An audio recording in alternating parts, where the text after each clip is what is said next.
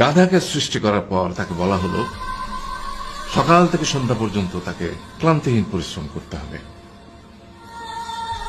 সারা জীবন তাকে পিঠে ভারী বোঝা বইতে হবে, খেতে পাবে শুধু ঘাস, আর তার মাথায় কোনো বুদ্ধি থাকবে না। তার আয়ু হবে 50 বছর। গাধা করজোড়ে সৃষ্টিকর্তাকে বলল, আমি এত বছর বাঁচতে চাই না, আমাকে 20 বছর আয়ু দেওয়া হোক। সৃষ্টিকর্তা সেটাই মঞ্জুর করলেন। কুকুরকে যখন সৃষ্টি করা হলো তখন তাকে বলা হলো যে সে হবে মানুষের সবচেয়ে বড় বন্ধু, কিন্তু সে খাবে মানুষের উচ্ছিষ্ট, এবং তার আয়ু হবে 30 বছর।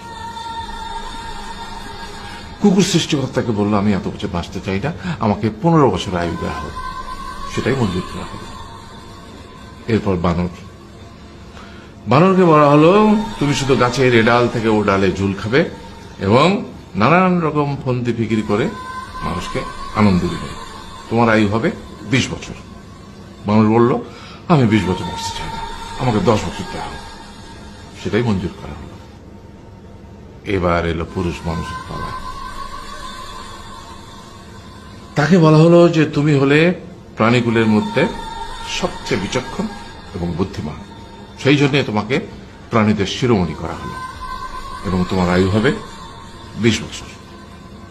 তখন পুরুষ মানুষ বলল, করজোড়ে বলল সৃষ্টিকর্তাকে যে 20 বছর আয়ু অত্যন্ত কম, হে প্রভু, আমাকে ওই গাধার সে যে 30 বছর আয়ু চায়নি সেটা আমাকে দেয়া হোক, ওই যে কুকুর 15 বছর ফিরিয়ে দিয়েছিল সেটাও আমাকে দেয়া হোক, আর যে বানর 10 বছর নেয়নি সেটা আমাকে দেয়া হোক।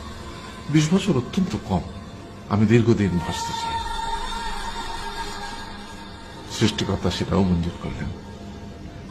তারপর কি হলো? সেই থেকে ছেলেরা পুরুষ মানুষ হিসেবে বাঁচে 20 বছর, তারপরের 30 বছর সংসারের বোঝা পিঠে করে বয়ে বেড়ায়, সেটা কার মতো? গাধার মতো।